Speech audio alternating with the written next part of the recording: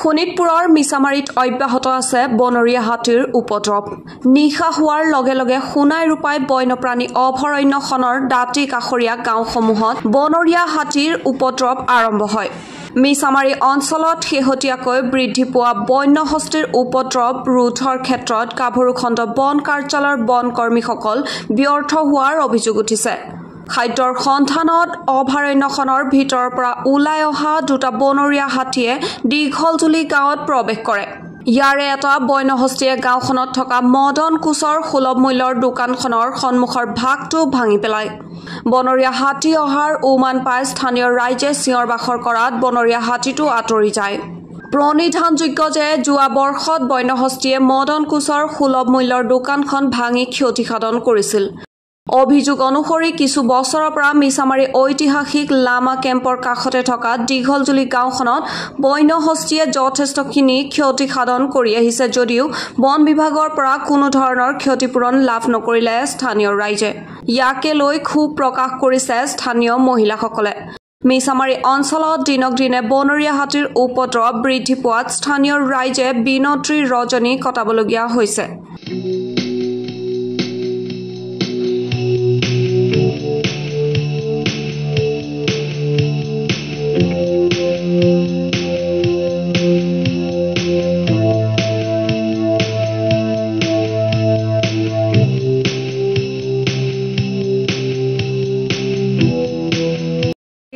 ৰাইজ অতিকৈ দৰিদ্ৰ। এয়া বনৰীয়া হাতীয়ে আমাক অতি উপদ্ৰৱ চলাই আছে। আকৌ 4 দিন হ'ল আজি ওচৰতে বেলেগ দোকানো ভাঙিছে আৰু এয়া কণ্ট্ৰল দোকানো এয়া উপদ্ৰৱ চলাইছে। আমাৰ দুখীয়া ৰাইজ কেনেকৈ চলিব? সেই মাজতে বয়সস্থ মহিলা এজনীক হাতীয়ে আহি উপদ্ৰৱ চলাইছে, ভিতৰৰ পৰা ধান উলিয়াই নিছে, তেনেকৈ খাইছে। কেনেকৈ মহিলাগৰাকী কেনেকৈ চলিব বাৰু? বনৰীয়া হাতীয়েতো আমাৰ বহুত উপদ্ৰৱে কৰি আছে। আমাৰ ধৰক ইমান দুখীয়া গাঁও হয়নে নহয়? গাঁওখনৰ মানুহখিনি চলিবওতো লাগিব। এতিয়া এই দোকানখন ভাঙিছে, আমাৰ চাউল আনি দাদাই ক'ত থ'ব? আমাৰতো চাউল নহ'লেতো আমাৰ ৰাইজখনৰ বহুত দিগদাৰ হয়। চাউলকেইটা লৈয়ে মানুহ জীয়াই আছে হয়নে নহয়? চাউলো যিকেইটা দিয়ে মানুহ চলিবলৈ নহয়, ইমান দামত কিনিছে। চৰকাৰে এইটো চাওক, চাই পেলাই আমাৰ ৰাইজৰ দোকানখনৰ ব্যৱস্থা লওক। আমাৰ ৰাইজখনকো মৰিব নিদিওক, জীয়াই থাকিবলৈ চৰকাৰেও এইটো সিদ্ধান্ত কৰক। কি সুবিধা কৰে দোকানখন অতি সোনকালে আমাক লাগে। যি সুবিধা কৰে কৰি পেলাই আমাক দোকানখন হেৰি কৰি দিলে। চাউল আহিবই হ'ল, আজি 13 তাৰিখ হ'লেই, প্ৰায় এসপ্তাহ হৈছে ন। এই দোকানখন ভাঙি নায়েই। 30 তাৰিখে ৰাতি মানুহ কণ খাৱন নাই, একে ঘৰ ভাঙি ধানৰ বস্তা উলিয়াইহে বেৰ ভাঙি একে মানুহজনীৰ ভাগ্যহে মানে বিচনা তলত সোমাইছে। মই এই দীঘলজুলি সুলভ মূল্যৰ দোকানীৰ পৰিবাৰ হয়। যি যোৱা নিশা 3:25 বজাত দুটা বন্যহস্তী আহি আমাৰ সুলভ মূল্যৰ দোকানখন বেছিকৈ ক্ষতিসাধন কৰে। আগৰো এবাৰ ক্ষতিসাধন কৰিছিলে, আমি নিজেই মেৰামতি কৰি ল'লোঁ। তাৰ আমি ক্ষতিপূৰণ নাপালোঁ আৰু এইবাৰো মানে বেছিকৈ ভাগিছে।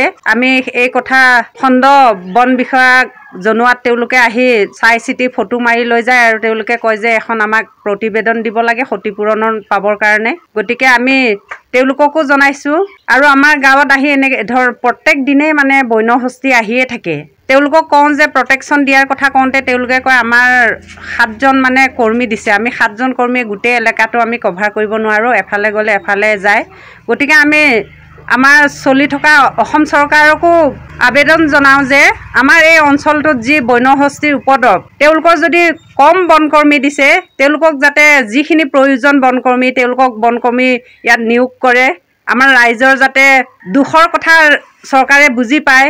গতিকে মই আমাৰ অসম চৰকাৰক এইখিনি আবেদন জনাইছোঁ আৰু যিখিনি আমাৰ এই চৰকাৰী দোকানখনৰ ক্ষতি হৈছে সেইখিনি যাতে ক্ষতিপূৰণখিনি দি আমাক নিৰ্মাণ কৰিবৰ কাৰণে সুবিধা প্ৰদান কৰে, তাৰ বাবে মই জনাইছোঁ। নহ'লে এতিয়া চাউল আহি পাবই, মাহৰ চাউলটো আমি বেলেগটো আমাৰ গুদাম নাই তেনেকুৱা ৰাখিবলৈ ক'ত থ'ম? এতিয়া আমাৰ হাততোতো জমা পুঞ্জি নাই। জানেই আজিকালি এজেণ্টবিলাকেতো দৰমহাও নাপায়। মাহত যিটো ধৰক কমিশ্যন ছিষ্টেম পায় সেইটোতো 4 মাহ 5 মাহৰ মূৰত পায়। মাহত 4,000 টকা এটা পায়। সেই 4,000টো তেখেতেহে চলিবনে দোকানখনহে এতিয়া নিৰ্মাণ কৰিব? গতিকে মই চৰকাৰকো অনুৰোধ জনাইছোঁ আৰু বন বিষয়া মহোদয়কো জনাইছোঁ, যিবিলাক ক্ষতিপূৰণ কৰে বন্যহস্তী আহি আমাৰ আগৰখিনিও পোৱা নাই, যাতে সেইখিনিও দিয়াৰো সুব্যৱস্থা কৰি দিয়ে।